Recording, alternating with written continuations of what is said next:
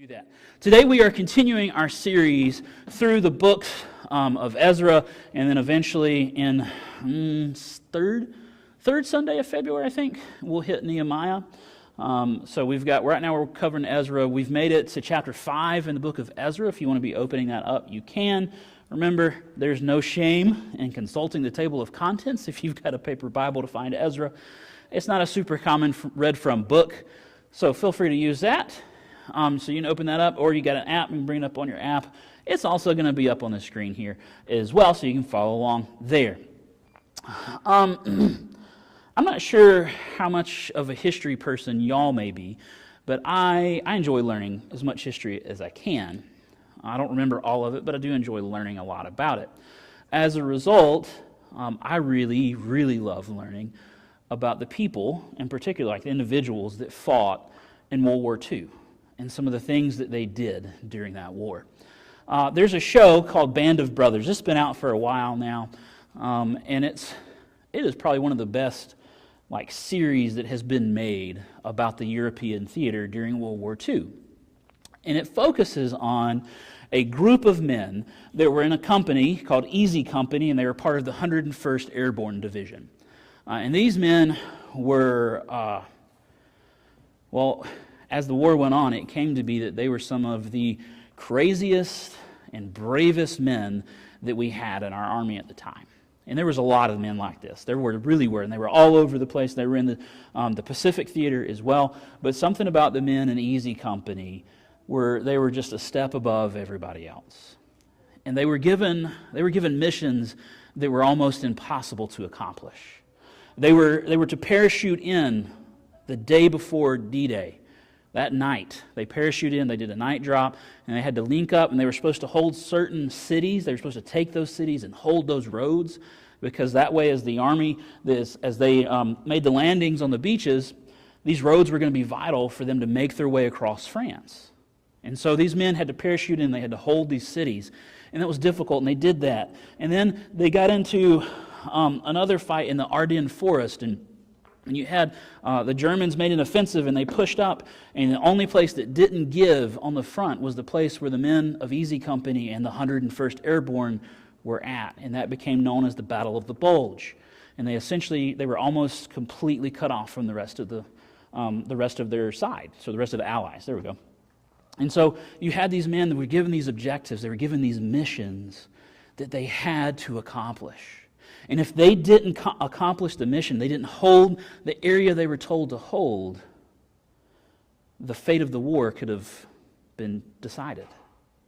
It could have gone poorly had they chosen or had they not been able to be successful in these missions. Now, we all have a mission in life. We all have a calling in life. You might call it a mission as well. Now, most of us, that mission is not to the same heroic standards as the men of Easy Company. The men of Easy Company were called to do a difficult task. And thankfully, they were able to accomplish that task. Otherwise, our world would look very different today. But we all have a calling of some kind. Like I said, yours probably not going to be life or death, but you still have a calling to accomplish in some way on this planet. While you are living, God has something for you to do.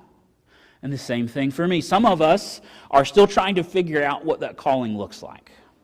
We don't know quite yet what it is. Some of us, we see with perfect clarity exactly what God has called us to do.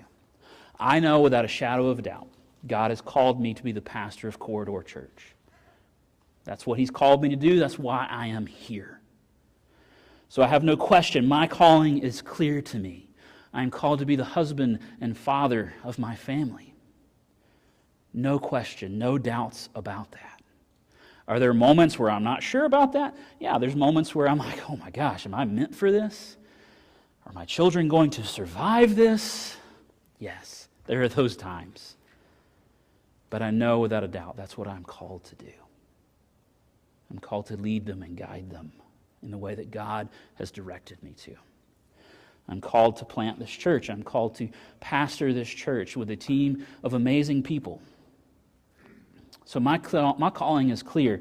But for some people, we're still working that out, right? Some people, maybe you've understood the calling to what we call salvation, the calling to being rescued from sin. Some are still figuring out what that looks like. Some, the calling is just beginning. God is beginning to call you to himself. Maybe you're here in person, maybe you're watching online. That calling is still there, and you're just beginning your journey. One of the things that we're going to see as we walk through our passage today is that we are to pursue the mission in the face of opposition. We are to pursue the mission in the face of opposition, or to pursue the calling. Corridor Church, we have a very clear vision for our church. It's a vision statement. You guys normally hear it on a Sunday morning. It's how we typically start off our announcement time. We are to pursue the one that is far from God for the one that is God. That is the mission of our church.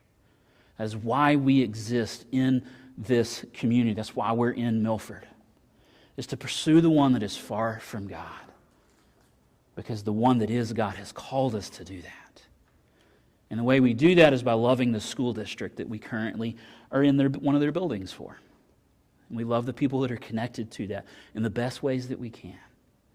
And we love our neighbors that live right next door to us or across the street from us or work at the desk next to us or in the truck beside us or wherever.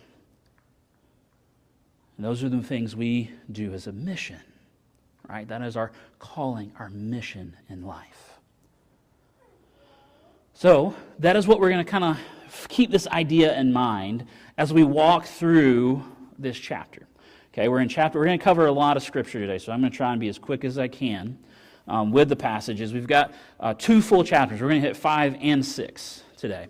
Okay, so I'm going to try my best to read as clearly and quickly and say the names as close as possible, but we'll see how that goes. Verse 1 of chapter 5, this is what Ezra writes there. But when the prophets of Haggai and Zechariah, son of Iddo, promised to the Jews who were in Judah and Jerusalem, in Jerusalem, in the name of the God of Israel, who was over them, Zerubbabel, son of Shealtiel, and Jeshua, son of Jehozadak, see, I tried, began to rebuild God's house in Jerusalem. The prophets of God were with them, helping them. And at that time, Tattenai, the governor of the region west of the Euphrates River, Shethazar-Bozenai, and their colleagues came to the Jews and asked, "Who gave you the order to rebuild this temple and finish this structure?" They also asked them, "What are the names of the workers who were constructing the building?" But God was watching over the Jewish elders. These men wouldn't stop them until a report was sent to Darius so that they could receive written instructions about this matter. Okay, first thing really quick, before we move on to verse 6, first thing is, and we'll get there really quickly, first thing we want to notice is there's two men mentioned right at the very beginning, Haggai and Zechariah. Both of those men may sound familiar if you've been a Christian very long and read through the Bible, or you've studied the table of contents. Maybe you grew up in a Sunday school where you had to memorize those things. You've heard of these guys because they have books named after them. They were both prophets in Judah during this time frame that this letter is being written. And, excuse me, our best guess is this is around 521-ish BC time frame. And so these guys are prophets of God. They end up writing their own books that get put into our Old Testament, and they're both kind of near the end of our Old Testament. So if you want to learn more about those guys, I recommend going and reading those books. At some point in time, we'll probably dive in to one of those books just because I like diving into stuff that folks may not normally have read, and it's kind of fun to learn more about those things. But they're in what's called the minor prophets, not because they weren't important, just because they're smaller and they're later in the time frame of the writing of Scripture. The other thing we see is that these people still, or is that Ezra, okay, back up a little bit, sorry. Ezra is a historian and a contemporary of his letter. Right? So when I say he's a contemporary, it means he was alive during some of the events of what he's writing about, but for some of it, he is writing from a historical standpoint. At this point in time, in the time of Darius, is a history lesson from Ezra. Ezra was not living in Judah until around 548 BC, so during the time of Artaxerxes. Artaxerxes was another emperor of Persia. We heard about him in chapter 4. So remember, Ezra did a little confusing thing with the time frame there. He talked about Darius, and then he jumped forward to Artaxerxes, and this letter that was written to Artaxerxes, and then he jumped back to Darius's reign again. We're still in Darius's reign. So Darius came to power 522. This is all taking place around 521, 520 time frame. Okay? A lot of stuff going on history-wise, and it can be a little bit confusing. But the reason we want to know this is because it helps us understand exactly why Ezra's writing and what he's saying and the importance of what he's saying. Okay? So he jumps backwards in time, jumps forward in time. When he's writing about the letter to Artaxerxes, it's likely that Ezra was alive when that letter was written, and it's likely he was living in Jerusalem. We don't know for sure because we don't have a time frame when that letter was written to Artaxerxes, but we know Ezra was alive. Okay? So then we jump back to Darius. And now we still see that these problems are going on, right? So these problems began before Darius was emperor. When I say problems, it was people coming to the Jews trying to stop them from rebuilding the temple, and then they were trying to stop them from rebuilding their city. And so Ezra is writing these things, and it seems confusing in the way he writes them, but I think there's a purpose behind it. I think he has a reason that he's doing this. So he writes about the letter to Artaxerxes, and these men in Artaxerxes' letter, remember, they had come to the Jewish people and were like, hey, we don't think you need to be rebuilding the wall, and you don't need to be rebuilding the city. And so they sent a letter to Artaxerxes to get him to stop them from doing that. All right? Then Ezra jumps back to Darius, and he jumps back to talking about the problems they had trying to rebuild the temple. And I think the point he's making here is that, hey, to the people that are alive during Artaxerxes' reign, while Ezra is living, to his contemporaries, he's trying to make the point of, hey guys, this is not new. People have tried to stop us from doing this for decades. And as we read these chapters, we're going to see exactly what God does about it. Verse 6. This is the text of the letter that Tattenai, the governor of the region west of the Euphrates River, Shethar-Bozenai, if I can talk, and their colleagues, the officials in the region, sent to King Darius. They sent him a report written as follows. To King Darius, all greetings. Let it be known to the king that we went to the house of the great God in the province of Judah. It is being built with cut stones, and its beams are being set in the walls. This work is being done diligently and succeeding through the people's efforts.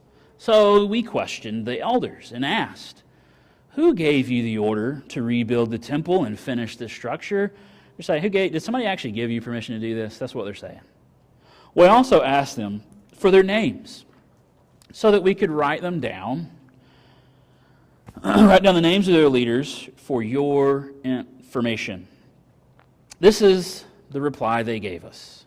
We are the servants of the God of the heavens and earth, and we are rebuilding the temple that was built many years ago, which a great king of Israel built and finished. They're talking about Solomon.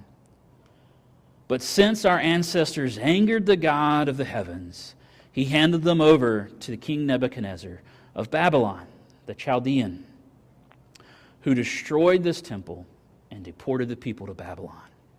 However, in the first year of King Cyrus of Babylon, he issued a decree to rebuild the house of God. He also took from the temple in Babylon the gold and silver articles of God's house that Nebuchadnezzar had taken from the temple in Jerusalem and carried them to the temple in Babylon. He released them from the temple in Babylon to a man named Sheshbazzar, the governor by the appointment of King Cyrus. Cyrus told him, take these articles, put them in the temple in Jerusalem, and let the house of God be rebuilt on its original site. Then the same Sheshbazzar came and laid the foundation of God's house in Jerusalem.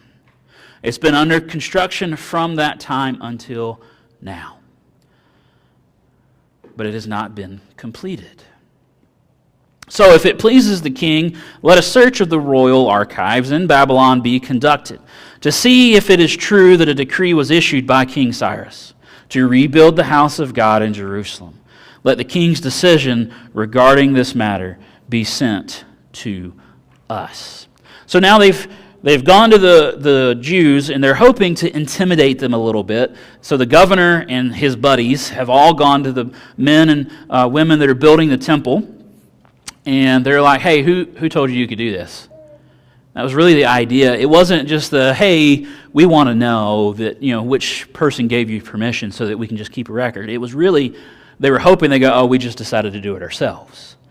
And then they would have some authority to stop them. That was the plan. It wasn't just a simple, hey, we're just getting information. It was really, we're trying to get you to quit, because they didn't want this to happen. We saw that back in the chapter, at the beginning of chapter 4, where people had tried to stop them before. Same thing's happening now. And so now they write this letter to Darius, hoping that he's going to prove their claim incorrect. And that's kind of where we end up in chapter 6. You see all this this stuff is starting to kind of come to light of what's going on. In the time of Artaxerxes, you had them trying to stop them from building the city walls and from reconstructing the city itself. But before that, they were trying to even stop them from rebuilding the temple so that worship could not be resumed. Chapter 6, verse 1. King Darius gave the order, and they searched in the library of Babylon in the archives. But it was in the fortress of Ecbatana, in the province of Media, and a scroll was found with this record written on it. In the first year of King Cyrus, he issued a decree concerning the house of God in Jerusalem. Let the house be rebuilt as a place for offering sacrifices, and let its original foundations be retained. Its height is to be 90 feet, and its width 90 feet. With 3 layers of cut stones and 1 of timber. The cost is to be paid from the royal treasury. The gold and silver articles of God's house that Nebuchadnezzar took from the temple in Jerusalem and carried to Babylon must also be returned. They are to be brought to the temple in Jerusalem where they belong and put into the house of God. Therefore, you must stay away from that place. Tetani, governor of the region west of the Euphrates River, Shethar Boznai, and your colleagues, the officials in the region, leave the construction of the house of God alone. Let the governor and elders of the Jewish rebuild the house of God on its original site. I hereby issue a decree concerning what you are to do, so that the elders of the Jews can rebuild the house of God. The cost is to be paid in full to these men out of the royal revenues, from the taxes of the region west of the Euphrates River, so that the work will not stop. Whatever is needed, young bulls, rams, lambs for burnt offerings to the God of the heavens, or wheat, salt, wine, oil, as requested by the priest in Jerusalem, let it be given to them every day without fail, so that they can offer sacrifices of pleasing aroma to the God of the heavens and pray for the life of the king and his sons. I also issue a decree concerning any man who interferes with this directive. Before we dive into that directive, that next command, think about this reality. All right? So the Jewish people had been exiled for 70 years. People have been exiled to where they used to live by other kingdoms, and they've settled in. Now the Jewish people have been allowed to return to their homes, and they've begun to rebuild. People are upset. They're not happy about all this that's going on, including some of the leaders. But as we read the directive that was written by Cyrus and the additional directive that was issued by Darius, we start to see some of why the leaders may not like it. It comes out of their pocket. Because what happened when they would collect taxes from the region, they would keep a chunk of it before they passed it on to the emperor. Well, now the chunk that they keep, they have to use some of that to pay for this temple to be rebuilt. So they're not real excited about the fact that they have to help pay for this thing to be rebuilt. There is always going to be something or someone that attempts to get in your way of following the call that God has given you. There will always be that. Something will always happen. Somebody will always say something to try and discourage you. We talked about this a little bit last week. There will always be something that happens to try and discourage you from doing the work that God has called you to do. And it doesn't matter what that work is. That work, in our mind, can be super small. It can be simply just sharing the love of Jesus with one person. In our mind, that's not a big deal. But in eternity, that is. In eternity, you sharing the love of Christ with one person could change their eternity. God could use you to rescue that person from themselves and from their sin. And their eternity is changed forever. So there is no small task that God gives. God gives a task. It's not small. It may seem like it to us, but it's not. Either it's going to impact that person right away, or it's going to begin to plant a seed in that person's life that will eventually flower. There's little moments along the way in life that we can generally look back and go, this person spoke truth into my life. This person spoke truth into my life. This person spoke truth. This person is the one that God helped to bring that truth to fruit. We can almost always see that. And it's always a path, and there's always going to be something that tries to stop us from doing just that. So the point of this letter, the thing to remember as we're reading this is don't let anything stop you. Now, so Darius issues this decree. He issues another decree. First decree is a reminder of what they're supposed to be doing for the temple. And then he issues another one that puts a little more serious point on, a literal point, on what they're supposed to be doing. Pick back up in verse 11. Let a beam be torn from his house. So this is if anybody interferes. Remember the last thing I read was, if anybody interferes with the rebuilding of the temple, this is what is to be done to this person. Let a beam be torn from his house and raised up. He will be impaled on it, and his house will be made into a garbage dump. Because of the offense, may the God who calls his name to dwell there overthrow any king or people who dares to harm or interfere with his house of God in Jerusalem. I, Darius, have issued the decree. Let it be carried out diligently. So now he says, hey, this is what we're supposed to do. This is what we're supposed to do. And if anybody tries to stop that, he's going to be executed in quite a painful way using the debris from his home. That's a pretty serious decree. Darius says not only are we going to pay for their temple to be rebuilt, we're going to protect and make sure that it gets done. Pursue the mission in the face of opposition, because you never know what God might use to make sure you can get your job done. God never promises us actual safety, that our job will be done safely, that it will be done physically safely. Spiritually safety, yes. Physically safety, no. He never promises that it will be easy. He never promises that we won't come out without scars. But he promises that he will make sure that we can get the job done. He will provide a way. If he calls us to do something, he will provide a way for us to do it, whatever that might look like. And that's exactly what he's doing here. He's provided a way for the Israelites to rebuild the temple because that is what he has called them to do. And he's using their enemies to do it. So this is another reminder also that God is the one in control. God is the one that owns everything. We are just stewards, and we get the privilege of using his stuff. This is a reminder that he will use whoever, wherever, whenever, and however he chooses, because he is God and we are not. Pursue the mission in the face of opposition. Verse 13. Then Tattenai, governor of the region west of the Euphrates River, Shathar, Bazanai, hey, I said it right that time, and their colleagues diligently carried out what King Darius had decreed. So the Jewish elders continued successfully with the building under the prophesying of Haggai the prophet and Zechariah son of Iddo. They finished the building according to the command of the God of Israel and the decrees of Cyrus, Darius, and King Artaxerxes of Persia.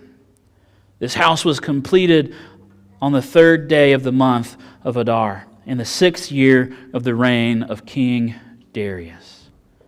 The Israelites, including the priest, the Levites, and the rest of the exiles, celebrated the dedication of the house of God with joy.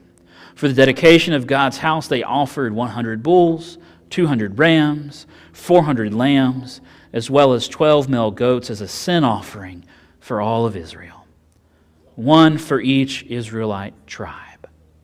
They also appointed the priests by their divisions and the Levites by their groups to the service of God in Jerusalem, according to what is written in the book of Moses. That is our first several books of our Bible. Some people call it the Pentateuch as well, and so it kind of covers the laws and things, and it lays out how worship in the temple is to be conducted. The exiles observed the Passover on the 14th day of the first month. All the priests and Levites were ceremonially clean because they had purified themselves. They had killed the Passover lamb for themselves, their priestly brothers, and all the exiles. The Israelites who had returned from exile ate it together, and all who had separated themselves from the uncleanness of the Gentiles of the land in order to worship the Lord, the God of Israel. Now, unfortunately, this is the beginning, and I'm just going to call it what it is. This is the beginning of racism from the Jews towards others that aren't Jewish, but that's not what the intention is here. The intention is they were to separate themselves from anybody that did not worship God for a period of time so that they might go into the temple and worship Him. It was a time of cleansing so that they might purify themselves of their sins. And so they were to separate off for a time. Unfortunately, it became, we're going to keep ourselves completely separate forever. So it was kind of an unfortunate thing that happened. That wasn't the intention, but that's what they did.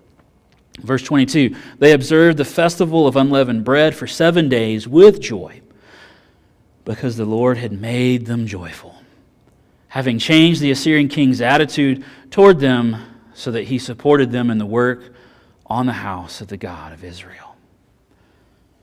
The other thing here is God gives joy. Notice that was one of the, as I read through this over and over again this week, this is the thing that stood out to me in this portion, is that they were joyful not because they had finished the temple, not because they were able to offer these sacrifices, not because they were able to conduct these festivals that were part of their heritage, but because God had given them joy. God is the source of joy, nothing else. God is the one that brings joy, not anything else, nothing on this earth. My family, as much as I love them, and they do bring me happiness most of the time, and they really do. My wife, I love my wife, she makes me happy. My children make me happy. They do not bring me joy. They don't. God brings me joy. God gives me joy. Because joy is something that can't come from anything else. It has to come from God, the one who created it. Now, I can find joy in my children because I see where God is working in their lives. I can find joy in my wife because I see where God is working in her life. But notice the thing there is the joy is still coming from God. If I want my joy to last, then I must remain in Him. The other thing we see is there's a phrase that I hate hearing it. I really do, just because Christians use it all the time. If God has called you to it, He's going to bring you through it. I hate hearing that phrase. This is just me being honest with you for a moment. I hate it because it's so overused. It's, oh, don't worry about it. God's going to bring you through it. If He called you to it, He's going to... I stepped on a stick, it hurt my toe. Don't worry, God's going to bring you through it. It's like, we just use it too much. But the reality is, it doesn't make it any less true. And that's one of those things I was writing this, that God brought this to my attention. I was like, maybe I should get over that. maybe I should just be okay with it, because the reality is that is exactly what he does. When God calls us to do anything, he will make a way for his will to be accomplished. Doesn't matter what it is. Anytime he calls us to go and do something, he will provide a way. So the music for today is actually from November. He sent us these songs in November, and we just didn't use them. We didn't have a need for them. We did other things. And so I saved this worship set, and there was a reason, apparently. The song we started off with was called Good Plans, and how God has good plans for us. We may not always see them as good plans, but they are, so that his will might be accomplished. He has a plan for everyone in this room, no matter how old or how young you are. There is a plan for your life. And God's going to bring you and give you what you need to accomplish his will. Notice the difference there. We like to go, God's going to give me what I need to do what I want. No, that's not what it says at all. I wish, I'll be honest, but I'm really glad, because there's times like, I wish he'd just let me do this, and he doesn't. And I look back and I'm going, I'm really glad he didn't let me do that, because I probably would have died, or that would have gone really terrible. The thing is, he gives us what we need to accomplish his will. He has good plans, and he provides a way for those plans to be accomplished. But he calls all of us to pursue the mission in the face of opposition. He calls us not to back down, to go forward with what God is calling us to do. Now, that's not the same thing as I'm just unwilling to give, or I'm unwilling to budge on this thing. It's not what I'm saying. I'm saying we are called to go forward with what he wants us to do. There was opposition to starting this church. There was a struggle here. There were times where I was just like, I don't know if it's worth it. I want to quit. There's still times where I'm like, I think I want to quit. Today, I'm going to quit. But the reality is, as I look out and I see what God is doing in the lives of the people in this room and the people that might be watching online, and I think about not just what he's doing, but where he's taking us, God is providing a way, because he gave me the strength to pursue the mission he called me to. So here's my challenge, here's my question for y'all, and then I'll pray and we'll continue on with our songs. What is God calling you to do? What is he calling you to do, and what is holding you back? Is he calling you to go to your neighbor? Is he calling you to go to your family? Is he calling you to step out and do something difficult? What is he calling you to do? And what is it that's holding you back? Is he calling you to pursue the one that is far from God? And I'm just a news flash for you on this one really quick. I can answer that question. Yes. Whether we like it or not, because I'm an introvert, so I am naturally an introvert, so the idea of reaching out to somebody I don't know that well and having an intimate conversation with them scares the crap out of me. Because I would just much rather just kind of sit back. Somebody wants to come talk to me, great, I'll be happy to talk to you, but you started that conversation, not me. But the reality is, we're all called to pursue the one, whether we like it or not. That is given to us in Matthew 28. Some of the last words he says to his disciples, go and make disciples. Go and make. That's what we're called to do. Maybe he's calling you to do something in addition to that. What is it? And what's holding you back? Pursue the mission in the face of opposition. I'm going to pray for us, and then we'll continue on with our songs. Father, thank you so much for today. Thank you for the privilege this morning to worship you, to open up your word, and to see what you are showing us, to be changed by you, to have your word reach into our lives, break us down, and rebuild us in your image.